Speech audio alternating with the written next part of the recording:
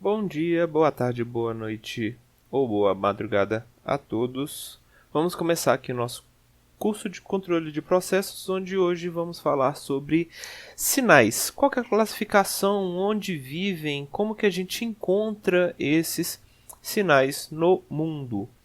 Bem, o que é um sinal para começar? Sinal é qualquer tipo de dado, de informação que é transmitida entre objetos, entre equipamentos, sendo esses equipamentos controladores, sensores, um próprio sistema, uma planta e assim por diante. Na disciplina, nós vamos representar principalmente esses sistemas, esses nossos equipamentos, a partir desses quadradinhos aqui, como é mostrado aqui embaixo. E percebam que desse nosso sistema a gente pode ter informações que saem dele, que serão os nossos sinais de saídas. Então esse nosso sistema ele emite, ele disponibiliza essa informação, ou ele pode receber algum tipo de sinal, que seria um sinal de entrada. Bem, dessa ideia de sinais a gente tem algumas classificações para esses nossos sinais, como é mostrado aqui, e a gente vai ver sobre cada um desses com um pouco mais de detalhe. Bom, para começar, sinal no tempo contínuo. Sinal no tempo contínuo, eu falo sobre tempo. Então, o mais importante para a gente nesse caso será o eixo X, onde o eixo X a gente vai ter essa informação de tempo. E o que é algo contínuo? A ideia seria, se eu recebo um valor aqui como é mostrado, e à medida que o tempo vai passando, eu vou anotando esse valor, a mudança desse valor, seria como se eu pegasse esse nosso lápis, essa nossa caneta em um caderno, por exemplo, e marcasse todos os momentos, todos os valores em cada um dos instantes no tempo, sem que a gente precisasse retirar essa nossa forma de anotação, essa nossa caneta, esse nosso lápis e assim por diante. Bom, notem que, neste caso, o valor da amplitude não vai ser importante para a gente. Então, esse nosso sinal ele pode oscilar, ele pode variar de valor indeterminadamente, de qualquer forma aqui. Bem, já um sinal no tempo discreto seria um sinal que ele é discretizado, ou seja, ele só existe em determinados momentos, em determinados instantes do nosso tempo. Então, se aqui eu fiz uma medição e aqui eu fiz outra e aqui eu fiz outra, entre essas informações, ou seja, no meio aqui das informações, eu não sei o que aconteceu com esse meu sinal. Então ele pode ter aumentado, pode ter diminuído e eu não tenho essa informação. Seria como a gente geralmente fala também, um sinal amostrado. Bom, se eu falo sobre sinal amostrado, tem a ideia de que ele tem a sua origem de um sinal, por exemplo, contínuo. Então aqui é mostrado um sinal contínuo no tempo e de repente eu vou fazer algumas amostragens desse meu sinal. Então, de tempos em tempos eu vou pegar o valor desse meu sinal contínuo e vou anotar, e vou salvar, e vou guardar essa informação. Como resultado, eu terei isso daqui, um sinal discreto no tempo. A segunda representação seriam sinais pares e ímpares. O que é um sinal par e o que é um sinal ímpar? Sinal par, ele basicamente segue essa regra aqui. Qual que é a lógica? O que acontece do lado positivo do tempo, do lado mais t, será exatamente igual ao que acontece do lado de menos t. Então, seria como se o eixo y de um gráfico fosse como um espelho. Então, o que acontece do lado esquerdo, em menos t, será exatamente idêntico ao que acontece do lado mais t. Já no caso do sinal ímpar, existe uma pequena diferença nessa representação. Qual que é ela? olha, o que acontece do lado mais t também acontece do lado menos t. Só que tem uma única diferença. O que acontece de um dos lados, por exemplo, mais t, vai acontecer do lado menos t com o sinal invertido. Então, olha só, se aqui em menos t eu tenho um valor positivo desse meu sinal, do lado mais t eu vou ter o mesmo valor, só que com sinal trocado. Então, ele será um valor negativo aqui, como é mostrado. Bom, essa lógica de sinais pares e ímpares, eles já são bem relacionados, bem comuns na nossa vida, principalmente na parte de matemática.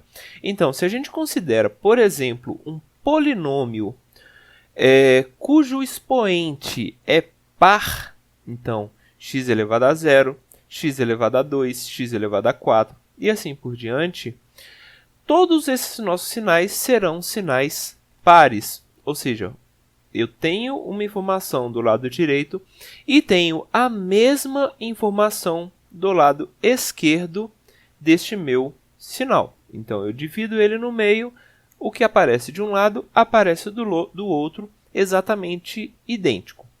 Já sinais com expoentes ímpares, x elevado a 1, x elevado a 3, x elevado a 5 e assim por diante, são sinais ímpares. Então, o que acontece do lado direito desse meu sinal vai acontecer do lado esquerdo, só que com o sinal trocado, o sinal invertido. A terceira configuração, a terceira classificação que a gente vai falar sobre serão sinais periódicos e não periódicos. Bom, a representação disso daqui é bem simples. Sinal periódico é aquele que se repete. Então, se ele se repete, existe um período que a gente identifica como t, que vai ser o tempo mínimo para esse nosso sinal a gente observar alguma repetição. Então, se eu tenho um valor em x de tzinho, passado esse período, então tzinho mais esse t de período, esse nosso período, o sinal será exatamente igual. Então, passado o período, o nosso sinal ele vai se repetir e se repete de novo e assim sucessivamente.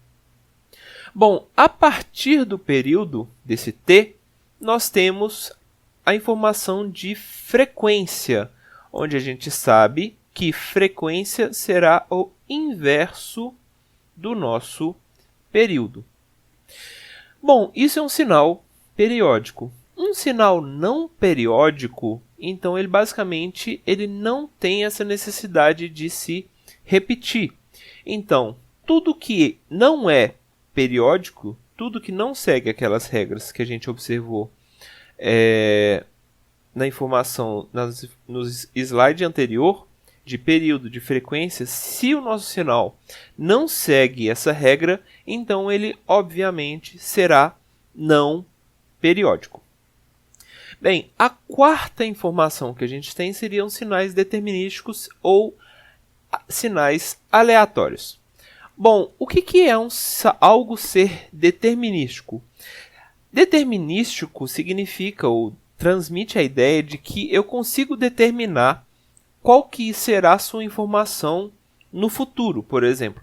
Então, se eu tenho um sinal senoidal, eu sei qual que vai ser o perfil, sei como é que vai ser ele no futuro. Se eu tenho um sinal que é constante no tempo, eu sei que no futuro ele não vai mudar. Então eu consigo prever, eu consigo saber que esse valor não possui nenhuma informação que eu não tenho conhecimento. Ou seja, esse nosso sinal determinístico, ele não possui nenhuma incerteza interna nele. Já sinais aleatórios significa que a gente tem alguma incerteza. Eu não necessariamente vou conseguir saber qual será o formato dele no futuro. Eu não consigo saber como que ele vai reagir ao meu sistema. Então, seja um sinal de ruído, seja alguma falha eu não necessariamente consigo prever essas coisas. Então, esses sinais serão sinais aleatórios. Não existe uma certeza de como ele vai funcionar no futuro para a gente. Bem, por fim, a gente tem sinais de energia e sinais de potência. Esses sinais eles são um pouco mais complexos, já que eles demandam de mais definições. Por exemplo, sinal de energia ele possui uma potência média igual a zero, e um sinal de potência possui energia infinita. Essas definições elas são um pouco mais complexas de serem entendidas. Mas aqui eu vou tentar dar um exemplo um pouco mais fácil para exemplificar esses sinais. Bem, vamos considerar aqui a existência de um resistor em um circuito elétrico simples. Só tem uma fonte de energia, uma fonte de tensão e a gente sabe que vai passar uma corrente por este nosso resistor. Ou seja, se eu pergunto qual que é a voltagem sobre esse resistor ou qual que é a queda de tensão desse resistor, a gente sabe calcular que a queda de tensão será o V, ela vai ser igual a R, a resistência do resistor, vezes sua corrente. Bem, vocês conseguem ter noção do que é essa tensão. Por exemplo, se vocês já tomaram um choque, vocês sabem o que é uma tensão. Ou se vocês já viram um relâmpago, vocês sabem o que é uma tensão. Agora, a corrente, vocês também conseguem ter uma ideia. Então, por exemplo, se vocês forem tomar banho no chuveiro elétrico, vocês sabem que é a corrente que está aquecendo a água desse chuveiro. Então, a corrente e a tensão são informações fáceis, são informações que vocês conseguem perceber ou que vocês conseguem observar fisicamente elas no mundo. Agora, se de repente eu pergunto para vocês qual é a potência que esse nosso resistor está dissipando. Bom, potência ela recebe a mesma informação que é resistência e corrente. Só que imagino que vocês nunca chegaram a tomar um choque de uma potência. Vocês nunca chegaram a se queimar a partir da potência. Então, a potência, nesse caso, ela seria uma informação mais matemática. Então, eu posso calcular que o meu chuveiro gasta uma potência de 600, de 900 watts. Só que, quando eu meço isso na realidade, pode ser mais, pode ser menos. Então, ela é um valor um pouco mais sutil, algo mais escondido. A gente não consegue ver isso fisicamente. Então ele carrega mais um valor matemático da sua informação. Então, a nossa voltagem, nesse caso, seria um sinal de energia, já a potência é um sinal de potência. Bom, vamos entrar aqui agora então em algumas aplicações desses nossos sinais. Bom, o primeiro que eu vou mostrar para vocês é o sinal de um gravador. Então, eu tenho, por exemplo, um microfone que eu vou captar a minha voz, que a minha voz ela é analógica, como vocês podem ver aqui. E eu sei que esse meu gravador ele é um dispositivo digital. Além disso, ele não vai conseguir gravar essa minha informação nesse formato contínuo. Então, o que ele precisa fazer? Ele precisa passar essa informação que até então ela era contínua, no tempo contínuo, para algo no tempo discreto. Ou seja, ele vai seccionar, ele vai fazer pequenas medições, pequenas amostras dessa minha voz, e aí ele vai salvar ela neste formato discretizado. Bom, o que acontece dentro desse nosso gravador? dentro do gravador existem diversos dispositivos, como microfone, memória, controladores, filtros, amplificadores e assim por diante. E aí todos esses dispositivos vão trabalhar de modo a converter esses sinais à medida que eles necessitarem. Então, algo que até então era contínuo, então meu microfone recebe um sinal que é contínuo, ele será gravado nessa minha memória num formato discretizado. Então existem transformações desse nosso sinal dentro do gravador. Bem, um outro processo que é muito comum a gente observar é o aliasing. O que é o aliasing? Aliasing seria a ideia de perda de informação ou serrilhamento, quando a gente tem esses passos, esses patamares muito diferentes dentro das nossas informações. Quando a gente aplica o processo de anti-aliasing, esses patamares eles se tornam um pouco mais suaves, como a gente consegue observar aqui nesse A da direita. Bom, como que isso é possível? Bom, vamos supor o seguinte, eu tenho aqui um sinal que ele é discretizado e as únicas informações que eu tenho nele são esses pontos aqui de cima e esses pontos daqui de baixo. Bom, se eu falo para vocês que esse sinal ele foi amostrado, então significa que ele tem como sua origem um sinal contínuo. E aí eu peço para vocês, voltem esse sinal que era discreto para um sinal contínuo. Como que a gente faz isso? Basicamente, ligando pontos. Então, se eu supor que essa ligação de pontos foi simplesmente uma reta, como é mostrado aqui, é uma possibilidade correta dessa nossa retomada de um sinal discreto para um sinal contínuo.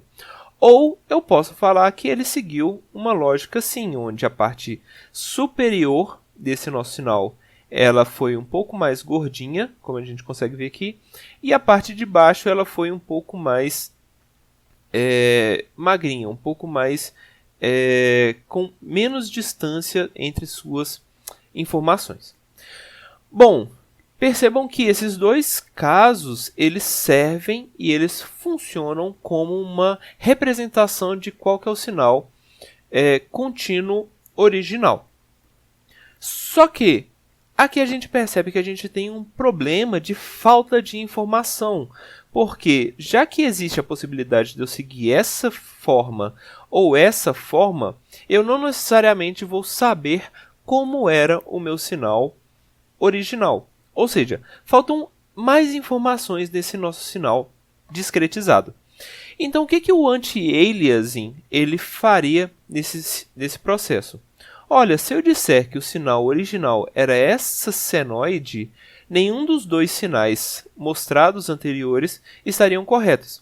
Mas, em tese, eles estariam corretos baseado neste sinal discretizado, mas eles não representaram sinais reais contínuos. Como que a gente faz para melhorar essa informação? Uma possibilidade seria aumentar a taxa de amostragem desse nosso sinal contínuo. Então, eu aumentando essa taxa de amostragem, como é mostrado aqui, as possibilidades de criação ou de retomada do sinal discreto para o sinal contínuo, elas seriam um pouco menos caóticas, um pouco menos aleatórias, como a gente consegue ver aqui. Então, aqui existem diversas possibilidades de retomada. Neste caso de baixo, elas estão um pouco mais restritas, porque eu tenho mais informações sendo amostradas. Bom, o último exemplo eu mostro aqui num caso onde a mesma informação ela foi amostrada de formas diferentes. Então, na primeira taxa de amostragem, as informações que a gente consegue ter são apenas essas nas laterais e uma bem pequena aqui no meio. Bom, se eu pedisse para vocês retomarem esse sinal ao sinal real contínuo, qualquer possibilidade seria possível. E aí, de repente, a gente começa a aumentar a taxa de amostragem. Então, começam a aparecer outros picos aqui no meio. Nesse outro caso, no terceiro caso aqui de baixo, a gente tem mais informações e à medida que a taxa de amostragem vai aumentando, as informações também aumentam.